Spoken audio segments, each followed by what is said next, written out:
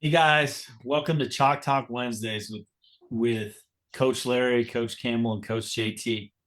We've had an exciting week. There's all kinds of great things happening with Pack Nation, and we could talk about those offline. But there's a something that keeps coming up in my world this week that I wanted to actually throw my question into the hat. And if you're okay, Campbell, I'll actually ask the question, and then you guys can field it for me this week because I need to just bring my emotional level on this from here to here, and I know you guys can help me do that. We hope so. Is that yeah? You're gonna try. Okay. So my question is, as a coach, no matter what level you're coaching at, is your job to inspire, motivate, and fuel the dreams of these kids, regardless of where they end up? Or is your job to be a realist? You go ahead, answer that for me. I will right now for you.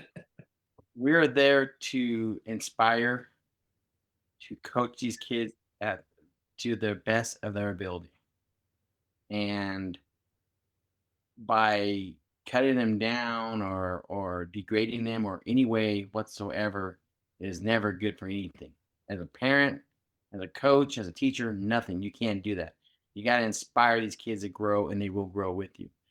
I have a great example of this right now, coach. Troy Whiskey. We have a thing at CSUP every year as a rendezvous. We bring in some celebrities, some pro athletes, whatever, to do our guest speaking for us at our annual banquet.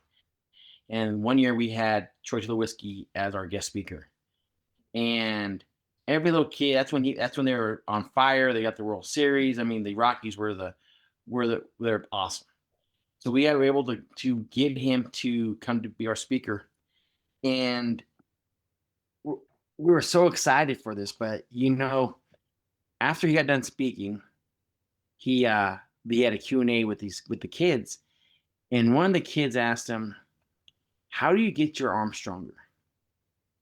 And instead of telling them, long toss, keep playing catch, eat your vegetables, work out, you're going to be growing, he tells the kid, "You're blessed with it." And I was like, "Are you kidding me? You're blessed with it." Not to work hard, not to encourage this kid that, you know what, you can be where I'm at if you do what you need to do, if you work hard. Not everybody's making the pros, but you know what? You can still play baseball at the next level.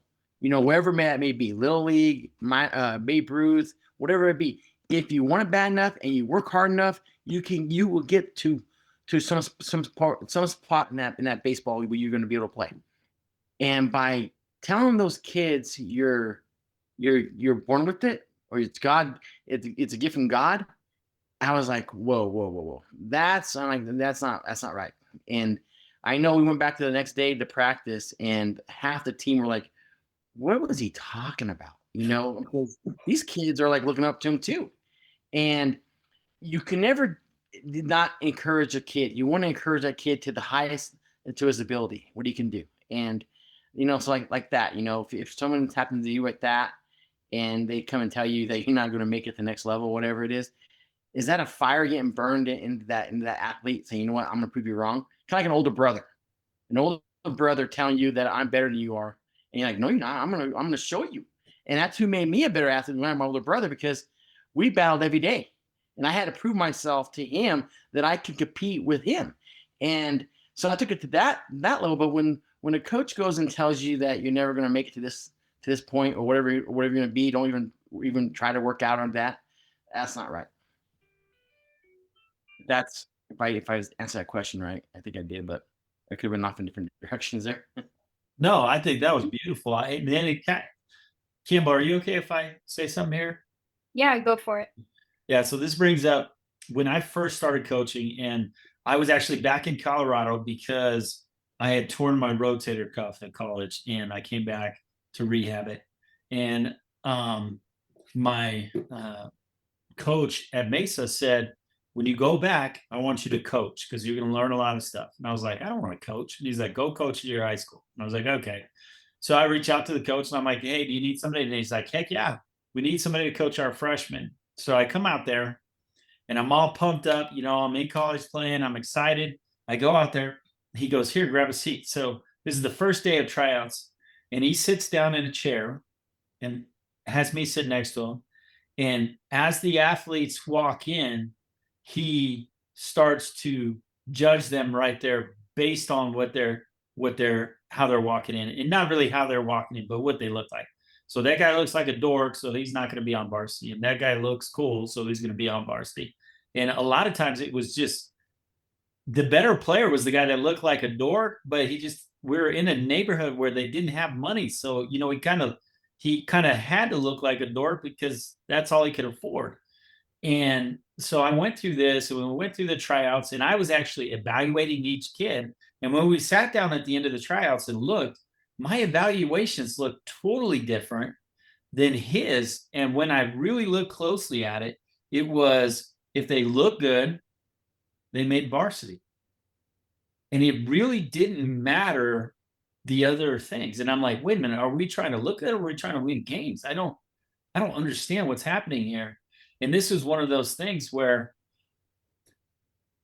it, and I'm trying to relate it to what we're talking about here, but he was not only not inspiring these kids, and after coaching with them for 2 years, I was like, oh my God, I got to get out of this organization. Well, I coached with them for, I think, 6 months that time, but then I came back, and that was one of the first coaching positions I got because I could. And I was just like, I can't do this. I can't be a part of this. And we had this athlete that came in who was an absolute stud. He was a pitcher, Clint, and he was mowing everybody down, started varsity, was just an awesome pitcher. And something very similar, Larry, he was talking to the boys, and he said something along the lines of like, well, Clint was blessed with it. And I looked at him and I just thought, I don't think that's the case. So I took Clint aside, separate from coach, and I said, so tell me about your background. Where'd you grow up? Oh, my dad played minor league baseball, and then we have this facility in our basement and all this stuff. And I'm like, wait a minute. So you're telling me you have access to all these tools and money and training, and you got trained by, I can't remember, it was a major league baseball player that was training him to pitch. And I'm like, so maybe it wasn't that you were blessed with it, but maybe you worked really hard at it. And I was just like, oh man, it drives me crazy because here's the thing that I know, right?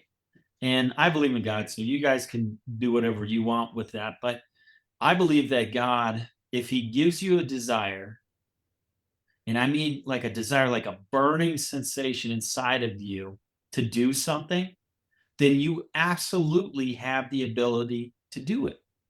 Think about this for a second.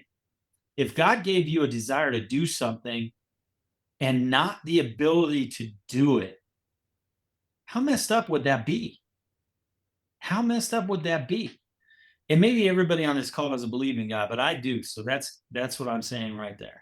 So if somebody comes to me and they say, JT, I want to play college softball, or I want to play college baseball, and say, okay, what are you willing to do for it? Because you absolutely can. You absolutely can. And there are so many thousands of colleges at all different levels that anybody who goes through any travel ball team can play at a college. I promise you that. I promise you that. I agree with But you on that. you have to put in the work. And it's not, if you're blessed with it, yeah, show me somebody who's blessed and I'll show you how they got trained. Okay.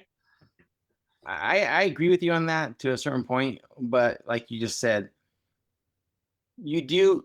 I mean, if I wanted to pitch in college, my 75-mile fastball is not going to make it.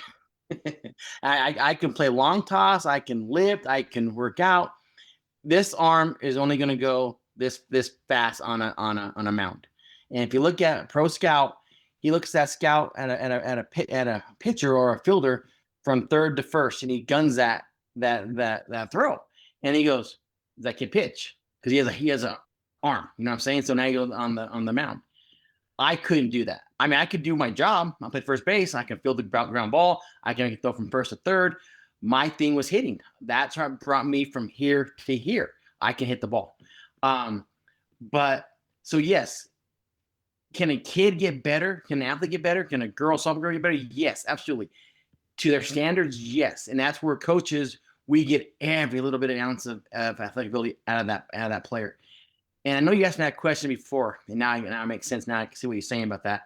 You look at a player, can you recognize an athlete to not an athlete? And I told you, I see how they walk in, how they hold themselves, how they do things, how they put their shoes on, whatever it may be. And I can look at that as like, you know what, he could be an athlete.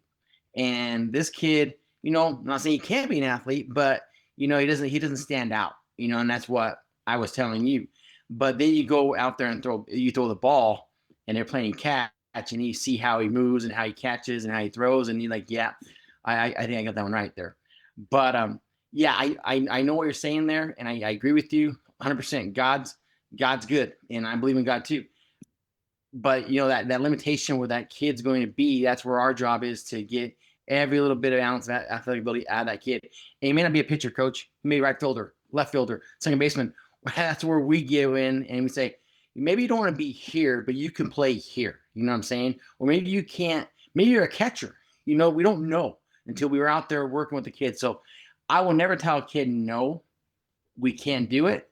We look for the best place for that kid to play. You know what I'm saying? And that's where we do as a coaches do that. So I agree with you on that one. So yes. I love, and I'll share a story with a pitcher that went to Benedictine College in Kansas. And I'll also ask you a question. Did you have a desire to pitch? I was one of the aces in high school. So did I have a desire? No, but I had to, yes. Okay, so that's why you couldn't pitch. But we talked about that earlier.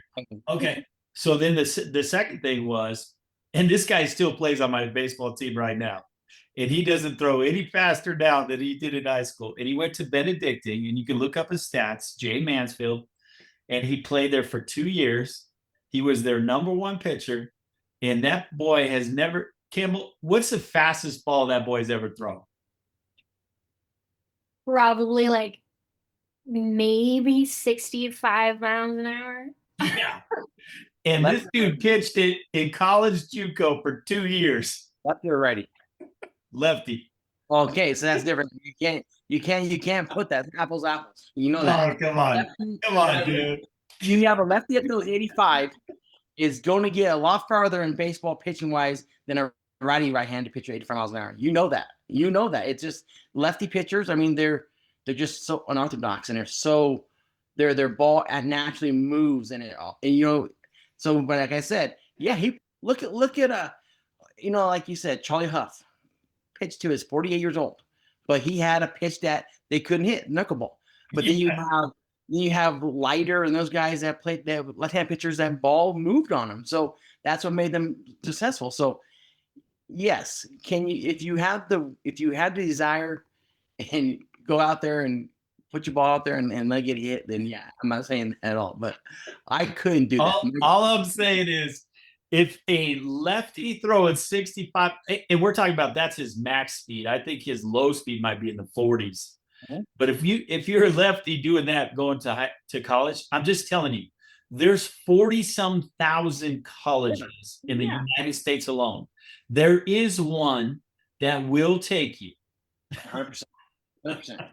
And so if you're a kid listening to this, or your parents are listening to this, and you want some training, go to a place like Pack Baseball and Softball Academy, where you will get developed, like Coach Larry likes to say, to your maximum potential, and we'll make sure you get to a college.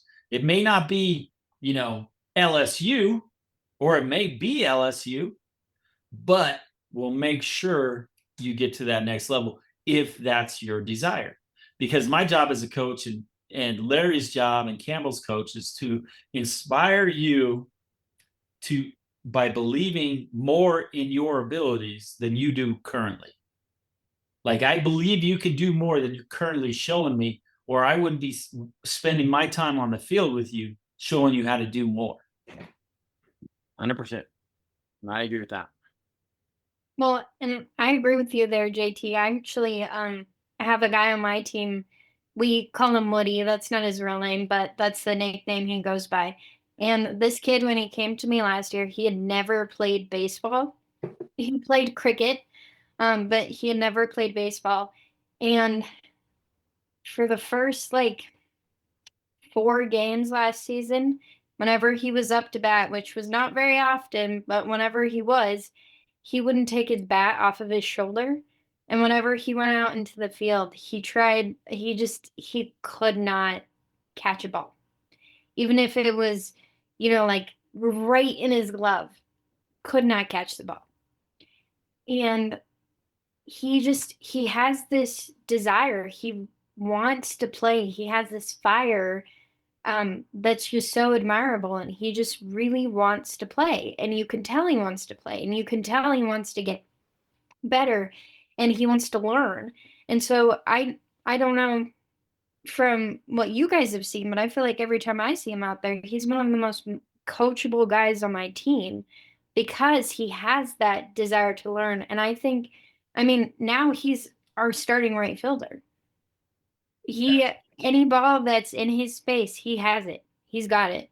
And when he goes up to bat now, he's still working on it, still got some improvement, but he has like 4 or 5 hits so far this year.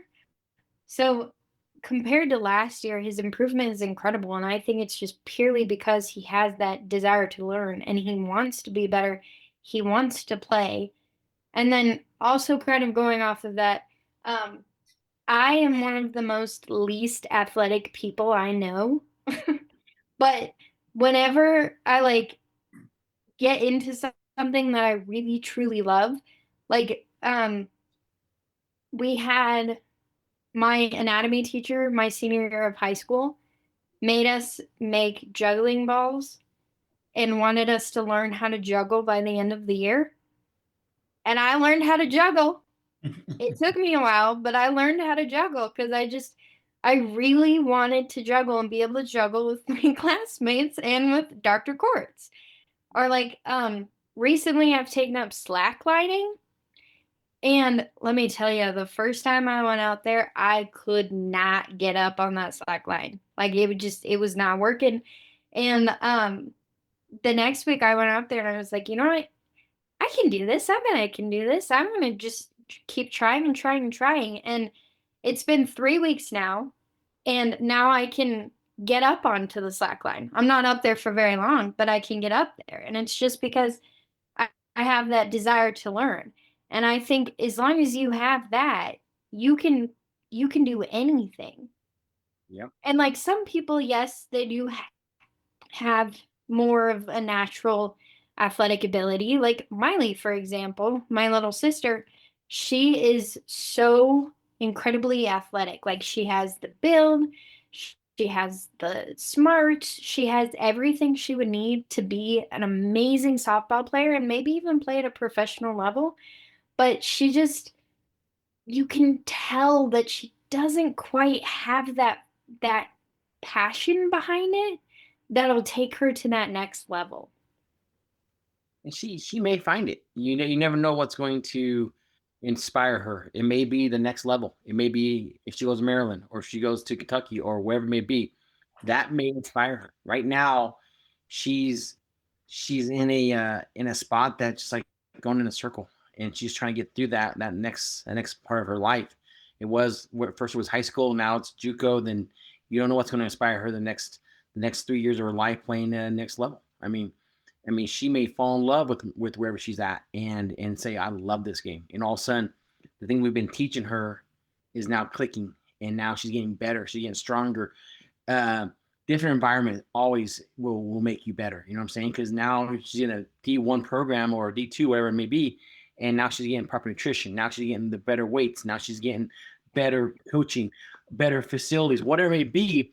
It might trigger her, and all of a sudden, boom, like Coach always says, it activates her. She just got activated. I mean, boom, there she goes. You know what I'm saying? So, yeah, I mean, we never know what's going to happen. That's what I'm saying. You can never tell a kid no, especially when it's a freshman, sophomore year, because they're going to grow. I mean, their body's going to grow. They're still babies. They're going to grow into this body. All of a sudden, they're 6'3", 6'4". I'm like, what happened to this kid? So, yep. Yeah, I love it. And one of the things you were saying about Campbell, we know Woody, and he's always that kid out there with those big wide eyes, like, whoa, what are you saying? What are you saying, coach? He's just, I love those kids because there's the one who fakes it, right? The one that's like, oh, how can I help you, coach? And all this stuff. And you can tell they're just trying to suck up to you and not necessarily trying to be a better softball player or a better baseball player. But then there's that kid that just can't take their eyes off you. Like when we were with Coach Burt and he was coaching us up, he was activating the crap out of us, and I couldn't take my eyes off him. When you're like that, you're so coachable and you're in such a place that you actually grow in that moment.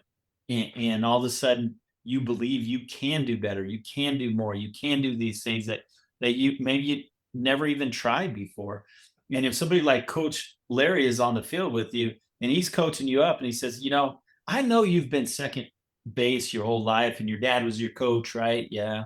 Yeah, my dad was the coach. He said because of my size I should play second. But you got really fast hands and a strong arm. What if I anchored you at third base? Can we try you there and see how that works? And he's not very mobile, but he's got fast hands and a strong arm. And now all of a sudden he's a stud third baseman. Mm-hmm. So that's part of it, right?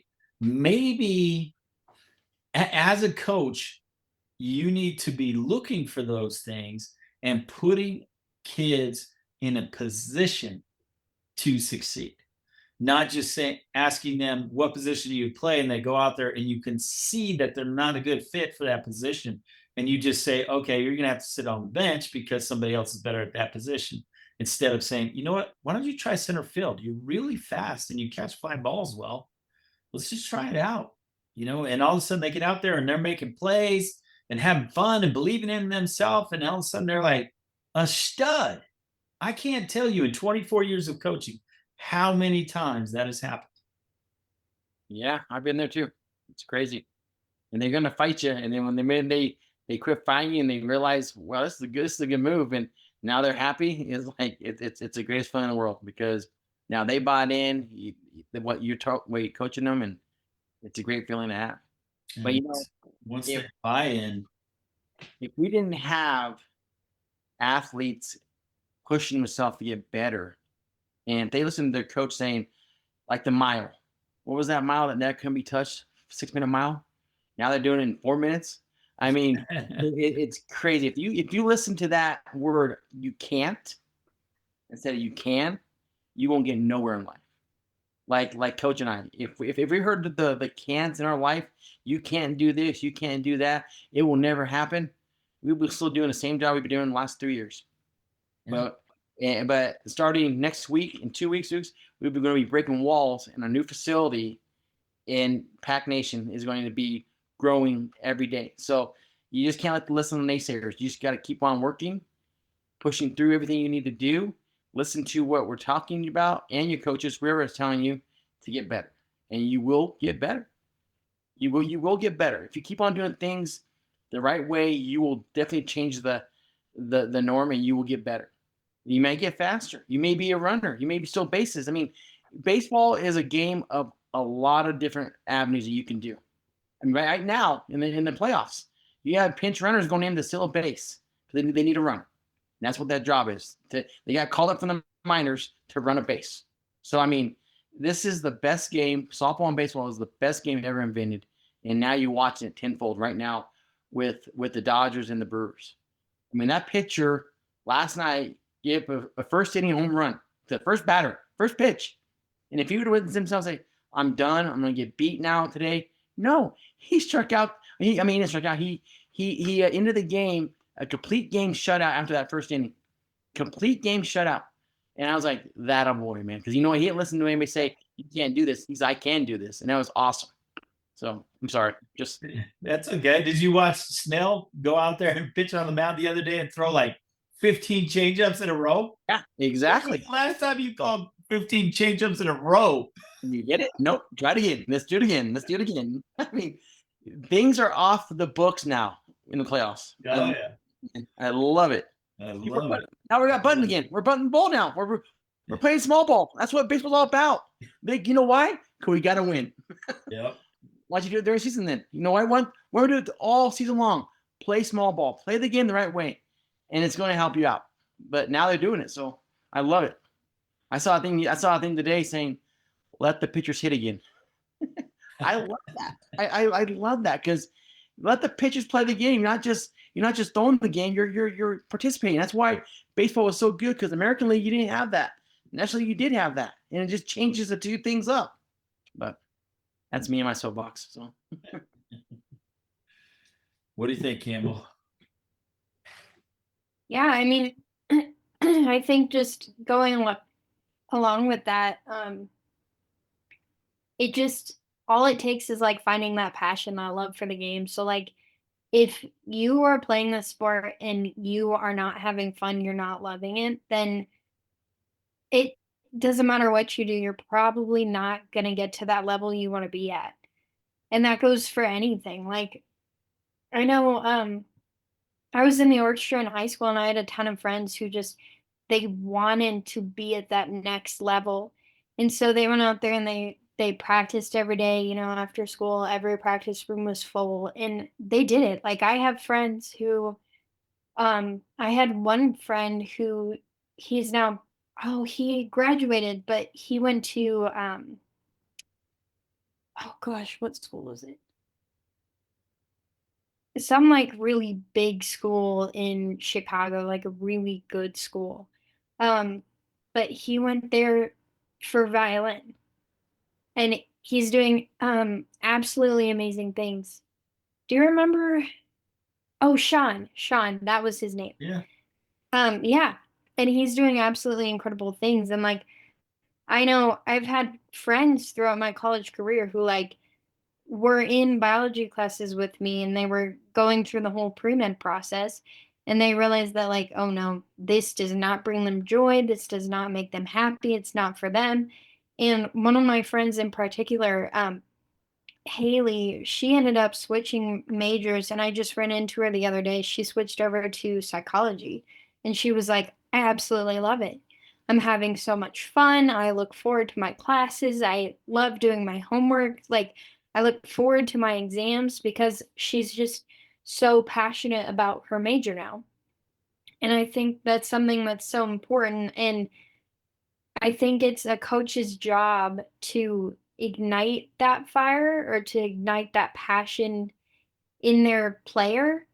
So like when I see kids out on the field, like Woody, for example, love that. And all I want to do is I want to feed that fire and feed that passion for him. Yeah, you're sort of naturally drawn to it. And I love the way you say that. And we can relate this to life, right? Because at the academy, we teach kids not just how to succeed on the field, but how to succeed in life. And here's one of the things that I've realized. If you're going through school and the reason you chose your major is because you believe you can get a job out of college that makes a lot of money, you're on the wrong path. You're on the wrong path. I mean, you go out there and you find, because maybe not so much in this generation because there's so many different ways to make money, but before it was like a doctor, a firefighter, all these things, and maybe not a firefighter was more cool than it was money, but a lot of people are like, well, if you want to make money, be a lawyer or a doctor. All right. Well, I challenge you to go out to whatever city you're in and talk to all those lawyers and all those doctors, and you tell me how many of them are happy. And it's a handful. And it's a handful because they didn't do it because they love what they're doing. They did it because mommy and daddy said, we're going to send you to this private school or this really nice school. You're going to get a medical degree and you're going to make a lot of money. And I say, look, that's crack.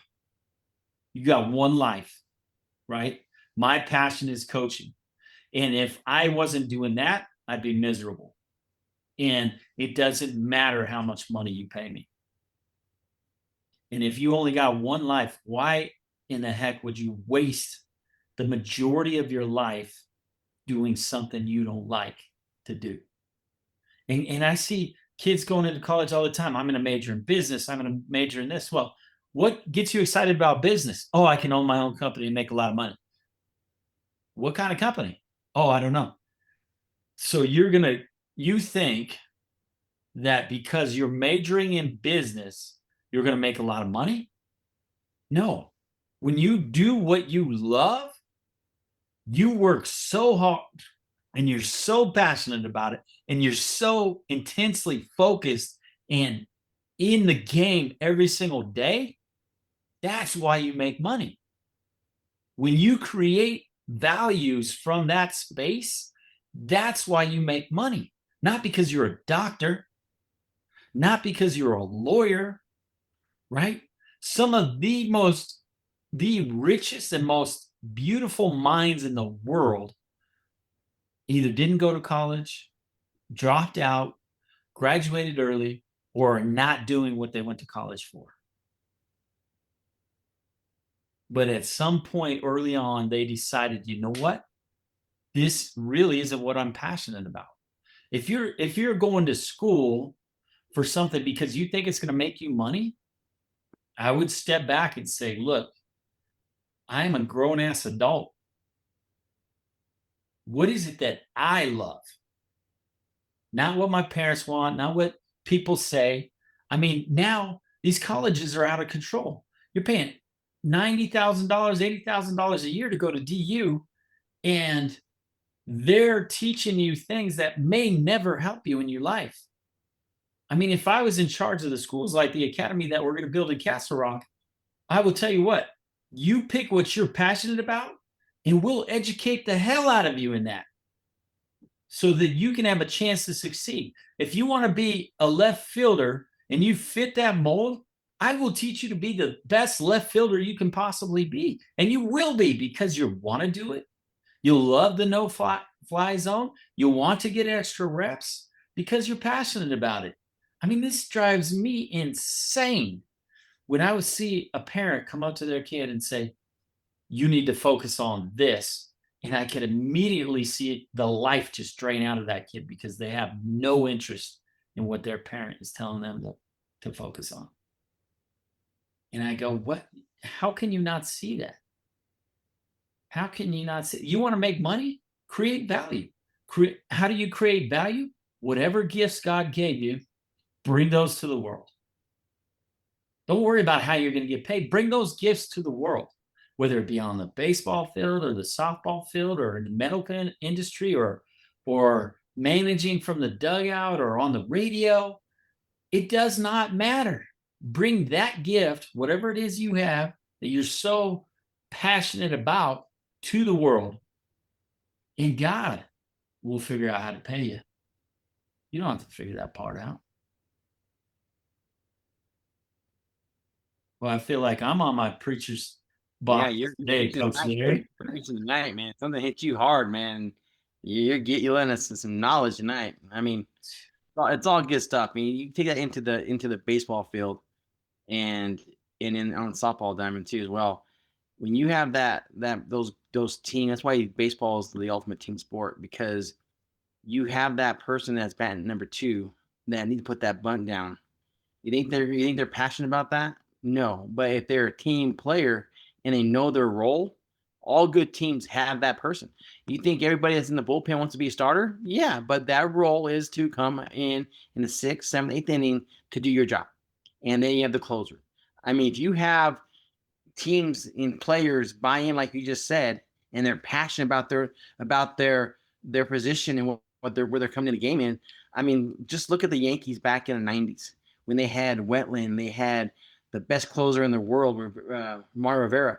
I mean, every team knew once you get the 7th inning and you're down by 1 run, you lost because you have the number 8 guy coming in, and then here comes the closer, and you knew you're going to lose because that's what they did, and they took pride in that. Those guys took pride in that. Like you said, no fly zone. The Broncos, that's what they're called in the defense, the no fly zone. You don't pass the ball in this area because you will get intercepted or you get deflected. Whatever happens, they took pride in that.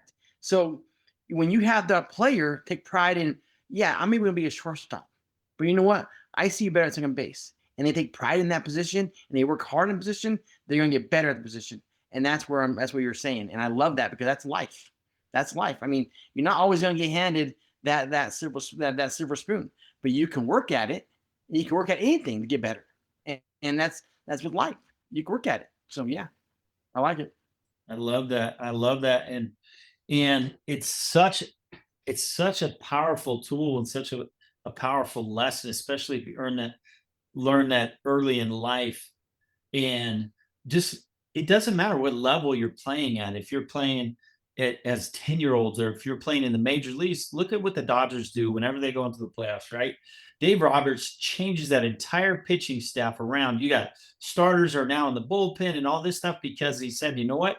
If we do it this way, based on the amount of games we got to do, I will always have the right guy to come in the right situation at the right time when I need him. And what do they do a lot of in the playoffs? They win.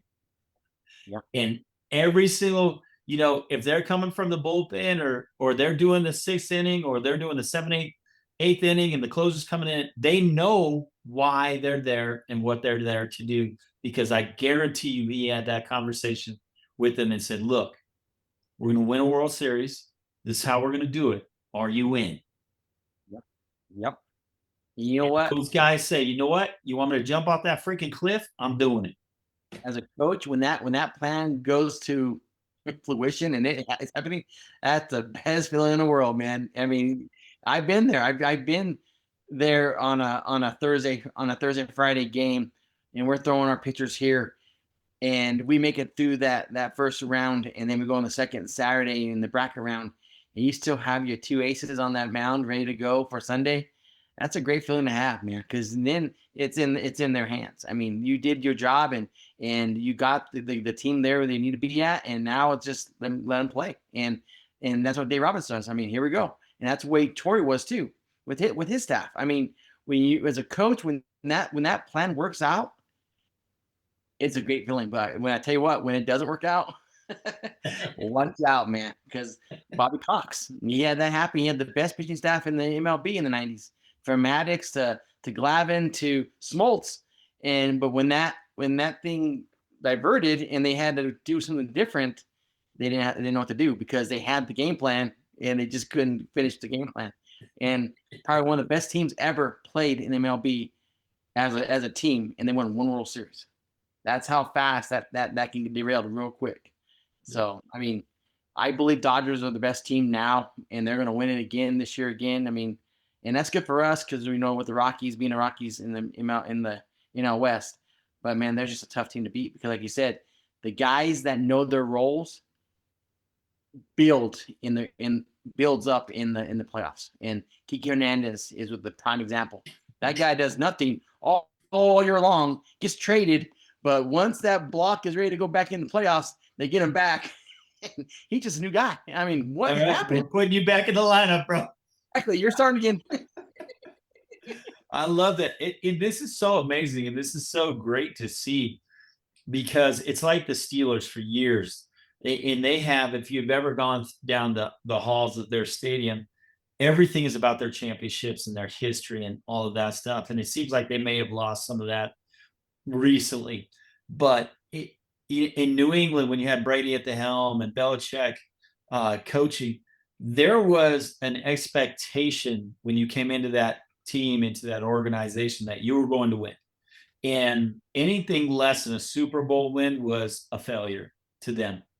Now, if you go back into baseball, anything less than a World Series ring right now, I promise you, for the Dodgers is a disappointment. I don't care if they're playing in the World Series or not. If they don't have the ring at the end, it's a disappointment. And that same mentality does not exist in the Rockies organization. And it doesn't matter the amount of talent they bring in or who they bring in. Oh, we got these great recruits. We got this great farm system. No way. It does. It's not going to until at the head of that organization changes his mind and decides or her mind and decides to win, until that happens, it's not going to happen. Look at the Broncos. They're turning around, right? Because a new ownership came in and they said from the day one, we're here to win. Yeah. We're here to win. Whatever that costs, whatever that looks like. They're spending all this money on their practice facilities, expanding it and doing all this stuff, making sure that their players have every chance, every possible chance to win. And the players can feel that, they can feel that. Those coaches aren't there screaming they may be screaming at them. I'm not saying they're not screaming at them, but they're not screaming at them to put them down. They're screaming at them to inspire them to be better. They're like, I know I can get more out of you. I know you got more in the tank. Show it to me. And when you start to have that, like I've never been in a room with Dave Roberts, but I can tell you right now that he has that team. They're on his side. They would do anything for him. If he says, hey, I know you've been a starter the entire season, but I need a 6, 7, 8 inning guy or a 5, 6, 7 guy. So if my starter gets in trouble, I know I can count on you to shut him down for those 3 innings. Yeah. I guarantee you that guy's like, whoever it is, like, yes, sir, I'm on it. I got it. Yep. And if you can inspire that sort of belief in your players, you can have a mediocre team that wins a lot. Well, that's why I think college football and college sports is not changing, because back in the day, you had your top 5, 6 teams, and they're always going to be in the playoffs, and that's what it's going to be like. And now that was called a blue chip athlete, and the top teams had the blue chip athletes. Now there's so many organizations out there that participates in these workouts and getting these kids better. The blue chip athlete's gone. Everybody now blue chip. Everybody's going to these small Division I schools, and they're beating these bigger schools like Boise State beat Oklahoma in the Fiesta Bowl to win a championship. I mean, these schools are now buying into what we're talking about, and they're getting better facilities and better coaches and better players, and now they're competing at the highest level now. That's why now you see the Pac-12 is now dissipating to a different program. Now you have Big 12 getting bigger. You have SEC getting bigger with teams out of California coming that side. It's just becoming a 4 major program from different divisions, and they're going to combine, and it's going to be awesome. But that's what you're seeing, is that these athletes are buying into what they're talking about, and it's awesome. It's good to see. Yeah, I love it. So what's next, Campbell? Yeah, good stuff, Campbell. Well, I guess, did we ever really talk about, like we did talk about at the beginning, you asked, as a coach, is it good to be realistic or to inspire? But I guess we didn't really talk about where this came from. So do you want to kind of explain to everybody what a dream killer is, and where this whole conversation started? Yes. You get me fired up again here, Campbell. So a good friend of mine is a pessimist, 100%. Would you agree, Campbell? Yes. And I am the ultimate optimist. If you come to me as an 8-year-old kid and you say, I want to play Major League Baseball, I say, no problem. I know exactly what to do. Okay? Because I believe in you more than you believe in you. And I sat down with her and had lunch with her, or not even lunch, it was coffee. And she proceeded to tell me all the things that I couldn't do, that her sons couldn't do, and all of these things because they need to be realistic. This word needs to be stricken from the dictionary. Okay? You tell me how many names you know off the top of your head right now that did something freaking fantastic in this world, whether it was on the baseball field or the softball field or in human rights or racial rights or anything that was realistic. I have a dream. When he was saying that, do you think that was realistic? Come on. That wasn't anywhere near realistic. That drives me. Why would you want to be realistic? Oh, I'm just trying to keep my expectations down. What in the hell are you talking about? Put your expectations up here. And guess what? If you don't get here, you're going to get here. But if you take your expectations down here, you're never going to get past this. You're like, I'm good. Here's my expectations. I'm just going to be a mediocre, right? It's like I have 3 beautiful, smart, amazing daughters who have it. They barely have a fraction of an idea of what they're capable of. It drives me freaking crazy because they have these naysayers and these dream killers around them that say, oh, you can't do that, or you can't go to an Ivy League school, or you can't get good grades, or you can't make money doing that, or you can't coach on a field, you're a girl, or you can't play at this level, you've only been playing since you were a freshman in high school. That stuff drives me absolutely insane. Why would you ever tell a kid they can't do something? Ever. Right? That is one thing that I have literally walked onto the field and grabbed the coach and said, look, man, stop saying what you're saying. I don't know you. I don't care to know you, but don't do this to that kid. That will get me. There's not much that gets me fired up like this, but killing somebody's dreams, that gets me fired up. You want to be the president of the United States? Go be the damn president. That's a desire that you have. Go do that. If your desire is to work on dead bodies, go do that. I mean, that's not something I want to do, but go do that, man. This gets me fired up. And when I used to do a lot of manifestation coaching, and when I would be in front of hundreds of people and I'm talking to them and they're saying, well, you can't do this because of this, or you can't do this because of this, or the market is so bad. I used to bring a perfect example. I was speaking in Grand Junction and I brought these 2 guys on stage and they were doing real estate in Grand Junction, Colorado. And one guy, I had talked to him before the event and he said, the real estate market is really slow. I can barely make ends meet. I'm working at the King Soopers. The guy sitting right next to him comes up to me and says, oh man, the market's so great. I'm doing this. I did this. I quit my job at the factory. I'm doing all this stuff. I'm selling all these houses. The market's so great. I'm like, where are you working? He's like, here. And so I said, come up on stage. I asked this guy and he says, oh yeah, the market's all bad and all this. And I asked this guy, and they're working in the same neighborhood. They're real estate agents in the same neighborhood. And one guy's saying, oh, it's terrible. Woe is me. Woe is me. And the other guy's saying, yeah, man, I'm killing it. Couldn't be better. And they're working in the same neighborhood. The difference is not in what's happening outside of you. It's what happens inside of you. And a coach needs to make sure that you know that you can do it. If you want to do it, you can do it. Like, I have no desire to get on stage and sing. And if you heard me sing, you would say, you can't sing.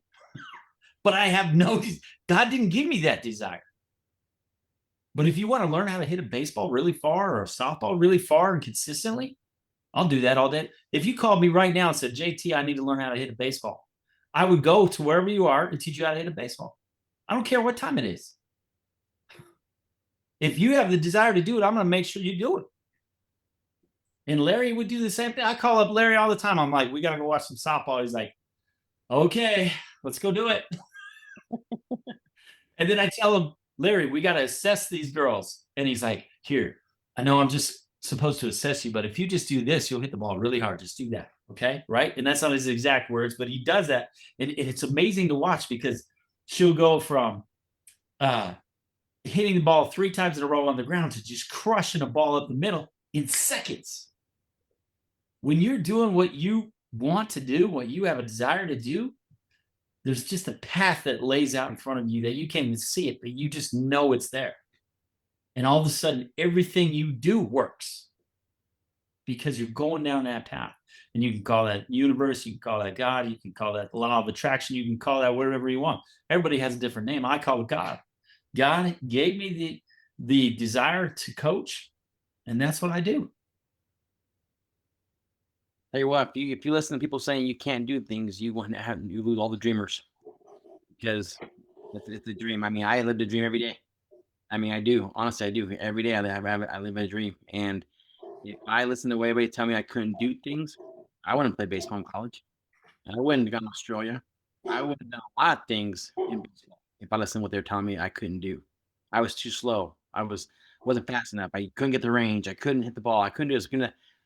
I could, and I proved guys wrong every day, and that's what made me. That's what fueled my fire, proving somebody wrong. And that was a good thing. But 100%, coach. I love the day. I mean, tonight was awesome. I see your passion about you want the best for every kid, and I love that. No, you don't hear the word "I can't" out of your vocabulary, and I love that because everybody will come and have a shot.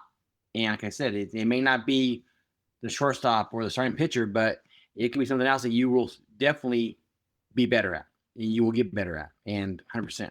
So, And that's kind of how you and I built Pack Baseball and Softball Academy. And if you show up, that's all you got to do. Just show up. If you show up, Yep. we'll get better. It's impossible for you not to. yep, happen there. I think it's sort of we're coming down because Coach I was so fired up. No, man, like, dang, what happened? 11 a day, I need to go for a walk or something. I'm like, man, do not tell kids they can't do something. That drives me nuts. I don't care who it is or what you're trying to do. Yeah, Texan Day today, Coach. You had a good day of needing to go on a lot of walks today. Yeah, we won't bring up that one, okay? That one's gonna rest. All right, guys. I think we're good enough to call it a night. This has been a passionate, emotional call tonight. I'm so blessed to have you as my daughter, Campbell. I don't think you have any idea how amazing you are. And to have you as my partner, Larry, we've been best friends since the 5 minutes after we met. And I can't even imagine doing any of this without you. So thank you both. Thank you very much. I'm blessed every day with you. So I'm excited for the future and what's going to happen and being part of Campbell's life. And thank you for letting me part of your guys' life as well too. And like I said, every night I drink and every day it comes true. So it's getting better and better and better. Love that. Yeah, thank you guys. This is awesome. I love learning from you, and I love hearing all this and seeing your passion for the sport, because it really helps me as a coach to feel more passionate about it and to be more serious about it. And now you guys are screwing up my brain. I'm like, damn, do I go into this? Do I go to med school? What do I do? Good. Because when you find what you want to do, what you really, really, really want to do, you'll know it. Amen. All right. Good night, everybody. Great call tonight. Good night. Thank you.